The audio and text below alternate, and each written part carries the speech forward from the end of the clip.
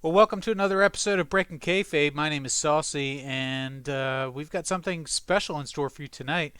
We're doing an interview with the handler of Vance Isaac Parker. You may know him as VIP. And tonight, Vance is going to be doing a text interview with me. The part of VIP is going to be played by one of our AI friends. So I think we should just jump right into it, see how this thing goes, and if it's successful, maybe we'll do a couple more of these in the future for those of you who don't feel 100% comfortable being live on a microphone. So, Vance, welcome to the show. Tell me about your character for those who don't know VIP. Give us the elevator pitch. Before we get into that, let me just stop and say, hello. Thank you for having me on the show, Saucy. This should be an unconventional interview, but let's just go for it. You asked for the elevator pitch. Well, here it goes.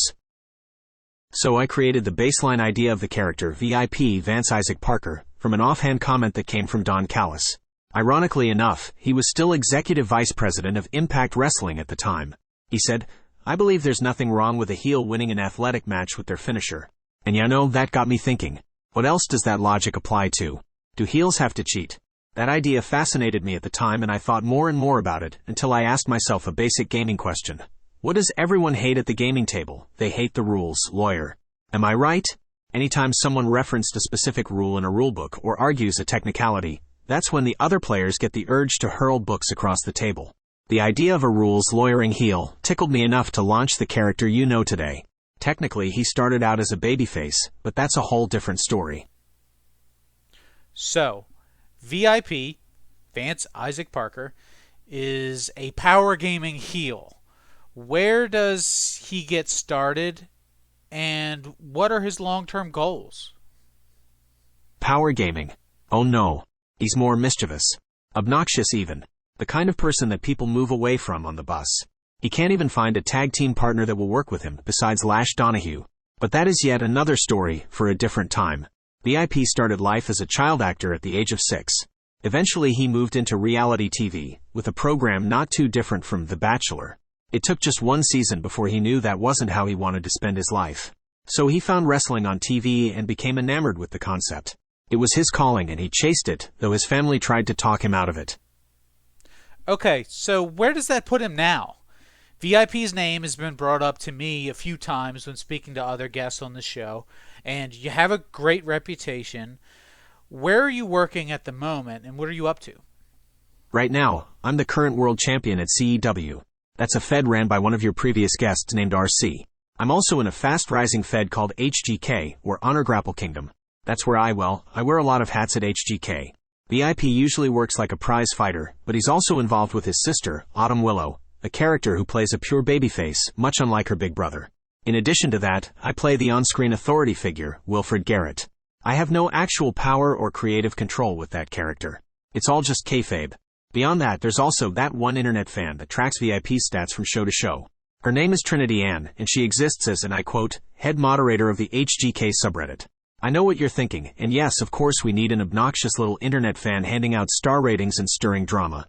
She's basically me, working a satire of wrestling media and the fed as a whole. I'm also running a small backyard fed, based on the gritty reality of the wrestling business, which opposes the glitz and glam of all the major WWE-esque feds. We call it the Suplex Company. It's suplexes for people, thank you Seinfeld. You said CEW and RC. Remind me again who they handle. Not because I don't know, but because I just want to see if you know. CEW is Coastal Empire Wrestling, and RC you may know as the handler of Melinda Rhodes / Molly Hatchet, who was on the show a few episodes ago. Oh, right, Molly Hatchet. Yes, I know Molly. I know Melinda Rhodes. I know the handler very well.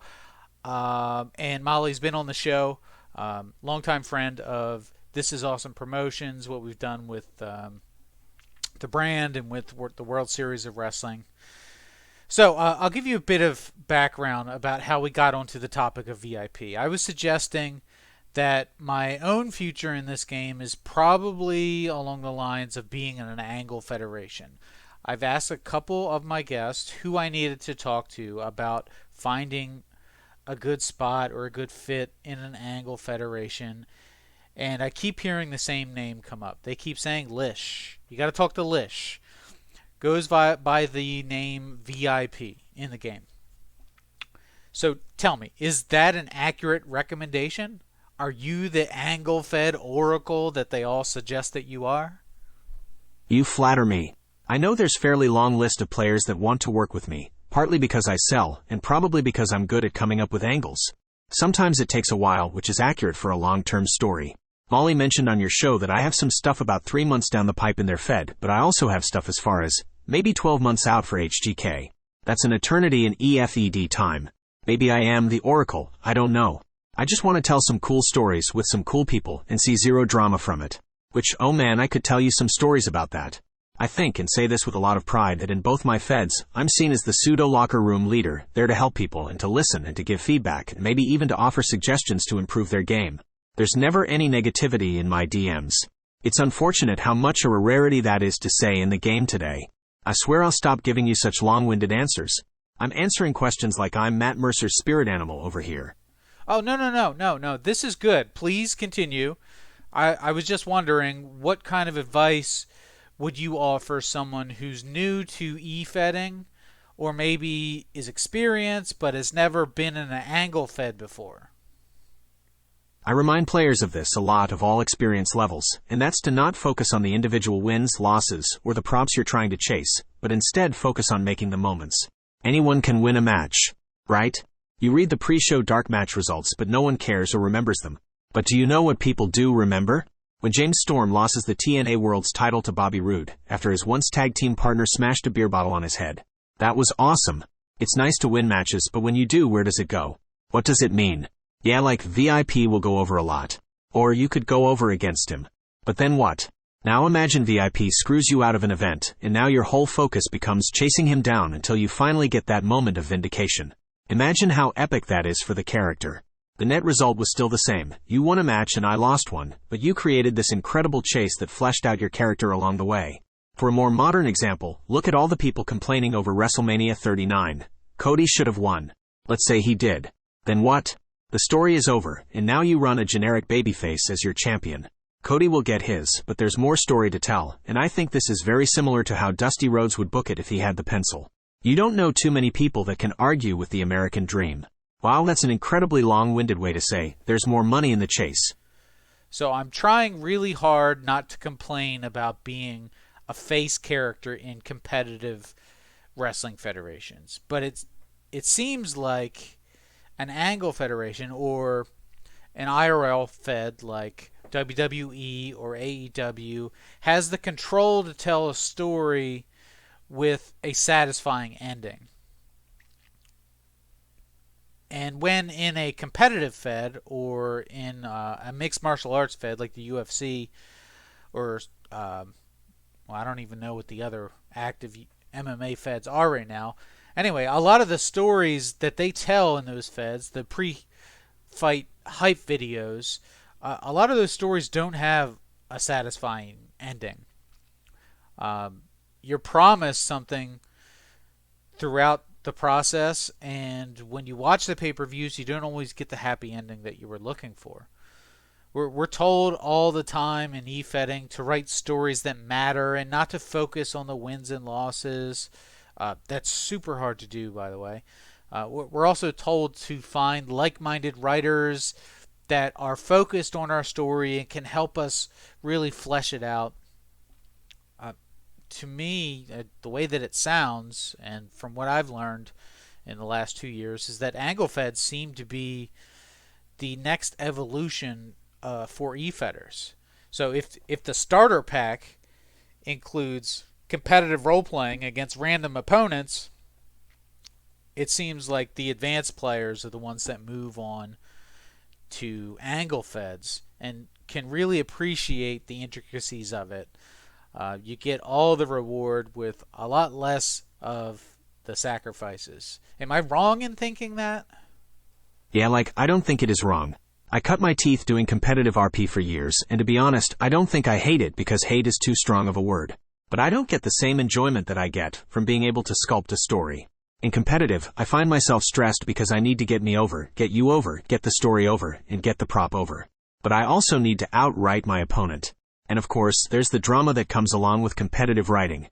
The dreaded sandbag roleplay, or the person that bribes the Fed head to go over. It's just a lot and I don't want it. In Angle, we just have a relaxed approach because all we have to worry about is getting the story over. In competitive, your creative is also shackled. If the heel-out roleplays you as the face, then they win. But what kind of story ends with the villain getting everything they wanted? That's a terrible ending. The last thing about competitive has to do with the judging, which in about every instance is overtly subjective, because role-playing is art. So tell me how one piece of art is better than another. Art is art. If I make concessions to the art to win, it's no longer mine. It's like writing a term paper just to get a good grade. That's not art at all, is it? I think this need to be competitive also brings to light more of these bulletproof heels that need to project toughness. They say my character never taps out. Well, that's nonsense. It actively works against developing interesting, intriguing characters that will make us tune in to see what they do next. Oh, I think you're totally right. At the level of writing that we're seeing in 2023, by handlers that have been doing, some of them have been doing this for 20 years, some of them are professional writers at this point, there's really only a tiny bit of difference in quality between two competitive role plays.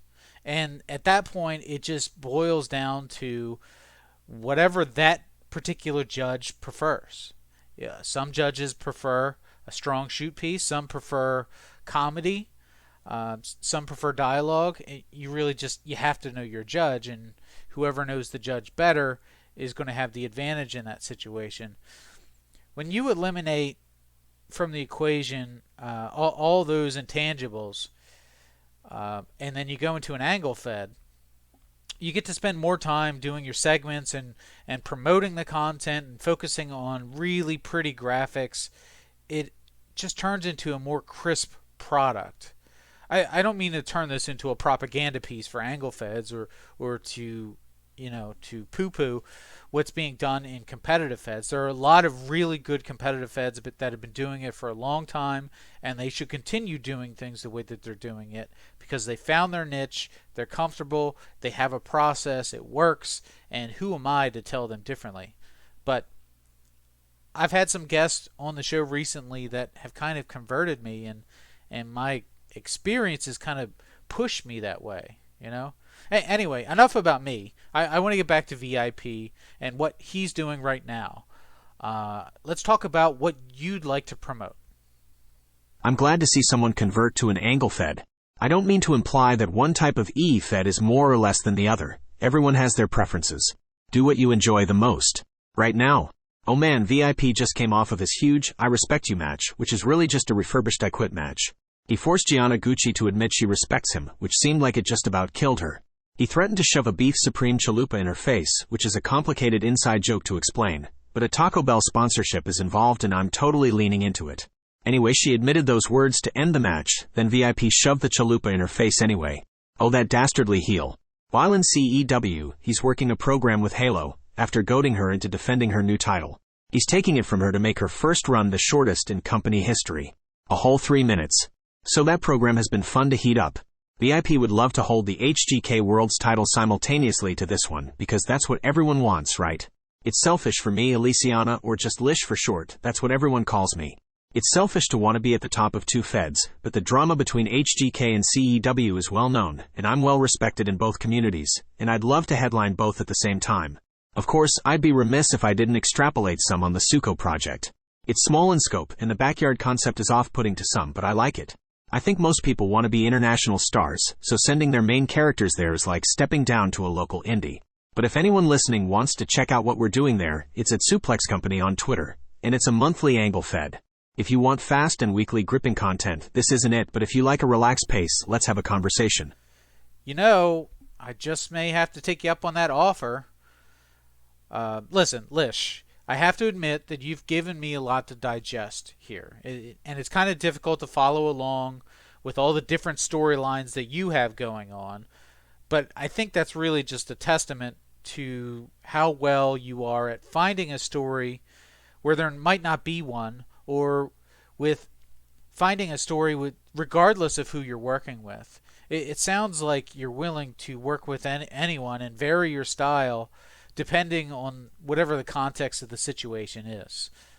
You should be proud of that. So, anyway, I can stroke your ego forever here, but I think we should probably wrap things up. But first, I want to give you the floor, give you the opportunity. So if there's anything else you'd like to promote, anybody you want to shout out to, or anything else in general that you need to get off your chest, now's the time to do it. Just go for it. This is your time. Sure. If you like my heel work and want to see if I'm multifaceted enough to work a babyface, VIP's sister Autumn can be found at Autumn Willorp. My Greasy X Loan Shark Authority figure can be found at Garrett Finance. And you can check out at efed, which is Trinity Ann's social, and it's full of satire about the media and the IWC. Holy smokes, you have quite the roster of efed personalities. I'm I don't know whether to be impressed or horrified. As a last remark, I'd like to say why I don't engage frequently on the Twitter timeline. I always answer DMs, but I tend to tweet and promote content that drives people to the show. The show is what we want you to read. No one is getting over in a 280-character Twitter spat. Just go check out the shows and dive into the characters in ways that just can't be conveyed in 280 characters.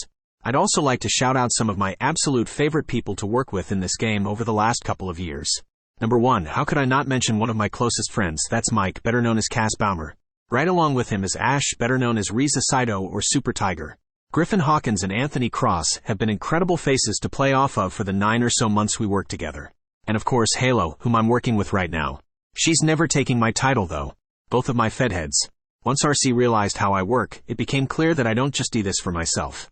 HGK man, we've been creating so much together, and letting VIP hit just over 365 days as champion was amazing. Gianna Gucci because they are incredible to work with, as the total antithesis to VIP. Rowan and Nessa Reckless because I manage them as Wilfred Garrett, and we mesh very well. The members of the Suko roster that have chosen to give this little project a chance because without them, there is no me.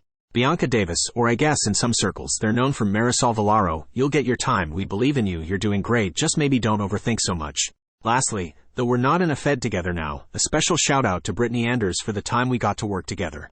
A true friend in every definition of the word. And Jan van der Roost, we co-GM'd with HGK, and what a delightful, insightful person they are for the business. Any Fed he ends up in has a huge asset. Also thank you, Saucy, for giving me the time on your platform to do this, and getting the opportunity to spread some positivity. You know, I think this is where we call it Lish, or VIP, or Garrett, or any of the other names that you go by or have gone by. But I want to thank you for coming out and for taking a chance here on a new format, sharing your ideas and some inside information on your particular universe of e-fedding. And I just want to say that I do appreciate, and I think the listeners appreciate, the advice. Hopefully it will help somebody out there. And one person in particular, me, this guy. Anyway, I hope to see you on top of both of your brands very soon. So just keep on doing what you're doing. Keep on e-fedding and keep on world building. It's been a pleasure. Hope to do it again sometime. So, from the handler of Vance Isaac Parker and the handler of many other characters, this is your boy, Saucy, saying thank you for coming by. Thank you for sticking around to the end. Thank you for listening to my robot voices do impersonations of efed writers. This has been Breaking Kayfabe. And until next time, everybody love everybody. Continue being excellent to each other, and we'll see you all again down the road.